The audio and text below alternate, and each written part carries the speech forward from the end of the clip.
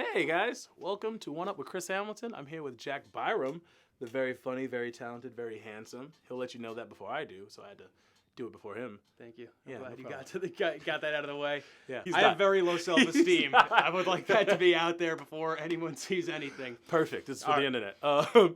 internet. You're a very funny dude. I enjoy working with you. You tell amazing stories. You're a comic, so yeah, you know how to keep my attention, right? Okay. You're very funny.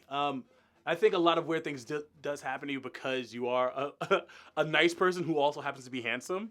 I think that's a horrible combination. Like, if you're a nice person, you shouldn't be handsome or grow into your handsomeness. But I've seen pictures of him. He's always been handsome. Oh, okay? Jesus Christ. So I feel that because you have that, you've been the misfortune of a lot of scenarios. Is that accurate? Maybe. I don't know what it is. I just feel like people just feel the need to do weird shit to me. I've had some weird ones recently. I don't know what it is, but people just kind of like, they look at me and they're like, I'm gonna fuck that guy's day. I don't know. Are we allowed to curse or no? Yeah, please do. Once again, yeah, you can. Yeah, I don't know what it is, but I also it's not my fault. I put myself into situations. Like, ever since I started doing comedy, I'm like, I go up to people and say weird shit because it's funny to me, and then I realize, like, not everyone's going to get the joke. Yeah. And that's, like, how you get beat up in New York City. So I got myself to blame for a lot of it. See, he's so nice. I brought you here today because I wanted you to tell me a story. It doesn't have to be an embarrassing story. It could be anything you have in mind for it. I got a story. It's a two-parter, sort of, if you don't mind. Oh, no, we mind. We mind, okay? We have the time. I'm joking. It'll be quick. And it won't be funny. I thought of this the other day. It was my sophomore year in high school. Yeah. And we had this friend. I think everyone's got a friend like this who can be convinced to do anything. That makes us sound like the bad guys, but all you had to do to this kid was say no balls and he would do it. Yeah, I know what you mean. You know what I mean? Yeah. Like, when we were in high school, like, he was outside throwing snowballs and a teacher was like, stop throwing snowballs, you'll get detention. And all we had to say was, no balls, you won't throw it at the teacher. And he was like, yeah, I will. You know what I mean? Yeah. You could convince him to do anything. So his parents were divorced and his dad lived in this small house. That's why he's doing it, okay? Yeah, right. He's looking for affection. You know what? Like, this is a good therapy session for him via me right now. Yeah. I'm getting to the bottom of a lot of stuff. He's like, maybe they'll like me if I do this. Yeah. Sorry. Yeah, that's such a good point. We're really covering a lot of ground for a guy who's never going to see this. Oh, we'll make him watch it. Yeah. So it was our sophomore year of high school, and his dad was out of town, and his dad had like a cool bachelor pad. It was a small house, but we were like, dude, you got to throw a party. And he was like, I don't know if I'm going to do that. And we're like, well, no balls, you won't. And he was like, all right, I guess I will, right? So he throws this party, and he's a really, really sweet guy, and he doesn't want to say no to anyone, right? So like, it just keeps getting blown up, and like, we're sophomores, we're 16, then the seniors come, and there's like 100 people in this tiny house. It was literally like, it felt like Project X. And like, kids were smoking cigarettes inside. It was an absolute disaster, right? Yeah, it was a disaster. So one kid was puking in the toilet the whole night, and then his dad shows up and calls the cops on all of us because he's like, you know, at the time I was like, this guy's a narc, he's a piece of shit. In hindsight, I'm like, that guy was very smart. You know what I mean? That's how I knew I was an adult, is when I look back on that story, and I was like, maybe I was harshly judging that guy. So he calls the cops, and all my friends are like trying to get rid of the evidence that there was a party. Which is just, there's no doing that, right? How's the balloons? Yeah. We're just collecting them up top. Yeah. And so behind his house was just woods. So like everyone just sprinted out into the woods, and like they got away for the most part. But all of us who were friends with him, you know, a lot of people stayed to help him, and I sprinted away. And with a couple of friends who I was giving a ride home to, but I was 16, so my parents were giving us a ride home. Oh God, you know? Yeah. And there was one kid with us who he didn't live anywhere near us. It made no sense. It made no sense for him to be with us, but he ran away with us, and he was also shirtless, and it was like 30 degrees outside. Yeah.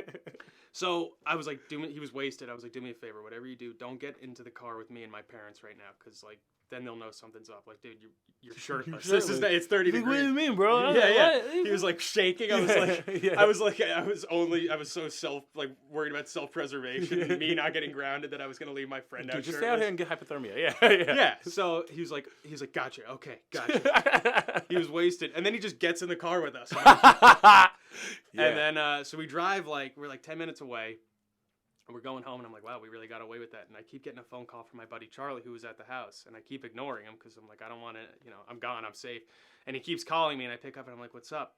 And he's like, are you with Lewis, who's another friend of ours? And I'm like, yeah, why? And he goes, well, the cops saw Lewis fall on his way out. They don't know if he's injured in the woods or if he's safe. So if you have him, you got to bring him back to the police station.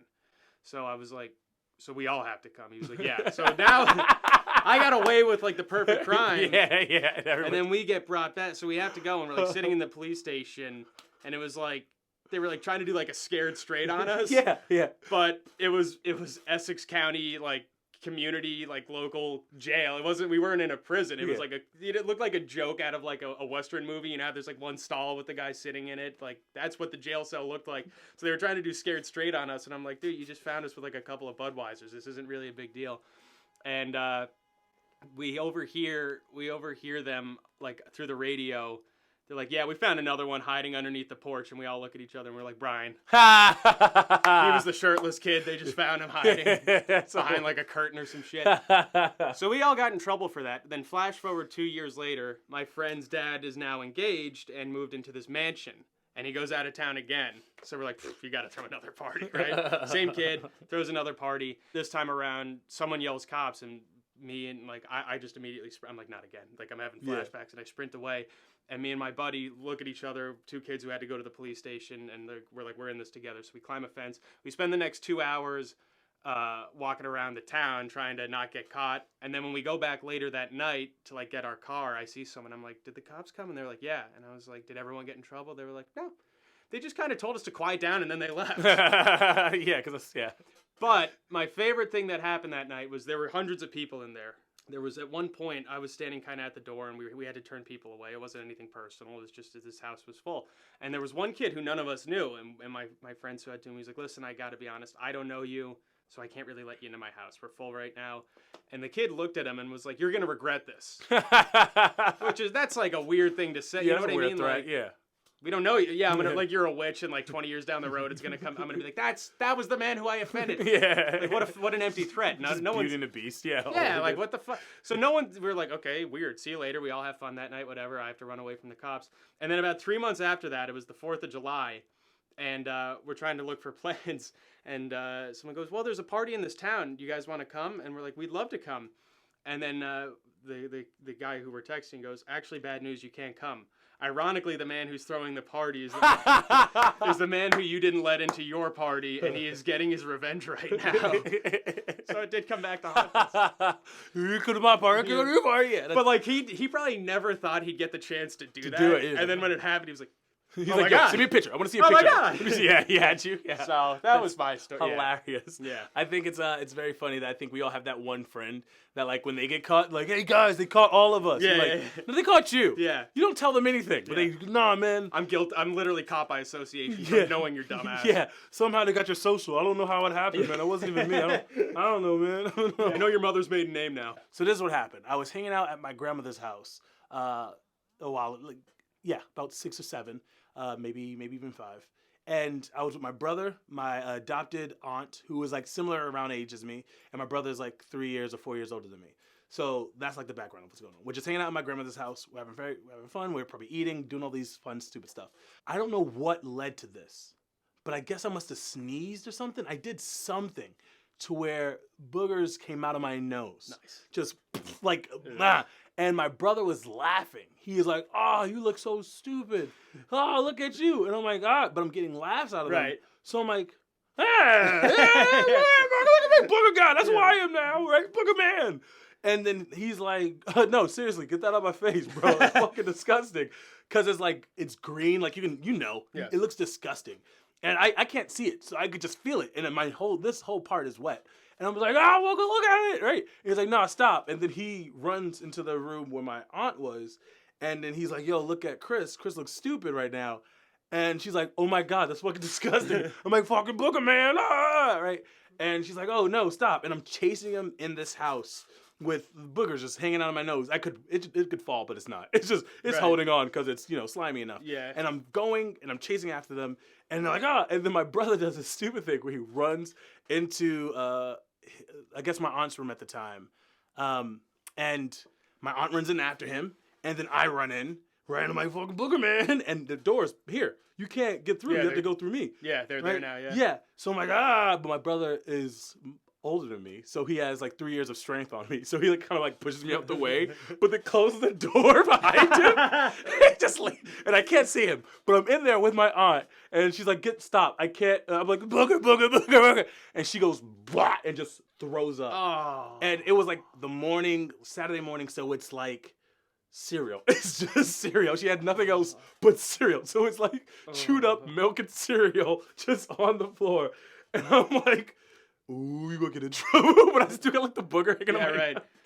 Dude, yeah, you are no place to cast judgment with snot hanging into your mouth. But the thing was, I quickly like cleaned it up. I cleaned it up. You can't tell that There's I no had trace snot. of that. There's no trace of it. But now she has to explain what happened to my grandmother of why she threw up in her room. Oh. And it doesn't make sense. Oh. I don't think she got in trouble. No one gets in trouble for throwing up. No, it's not your But fault. Especially not when your weird nephew is running around with...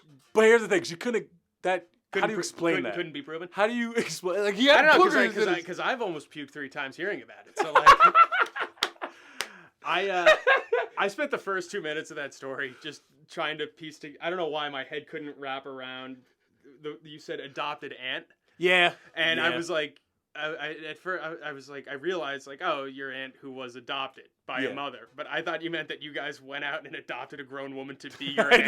You're all right now. Get over here. That was the math I did on that one. Which makes sense. Yeah. No. My grandmother used to love to adopt children, so we'd have like children just coming in and out of the house. Oh, You know what I that's mean? sweet though. Yeah. You don't know about the system. But one of those people that stayed was my aunt. Yeah. She was like only a few years older than me. Thank you for being here, buddy. You're amazing. You're very funny, very talented. Thank you. It was fun. And thank you. I love the stories. You know what? You know what I think is the shitty thing about this show. Well, it's a great show. Let me attack it real quick. Problem. The only problem I have with it is that you're gonna one up me, but I don't know if what you're saying is true. You know what I mean? I don't have most of my stories won't have endings. They'll just have like, this is similar to what you just said. Yeah. And that's it. That's the beauty of the show. Yeah. I like that.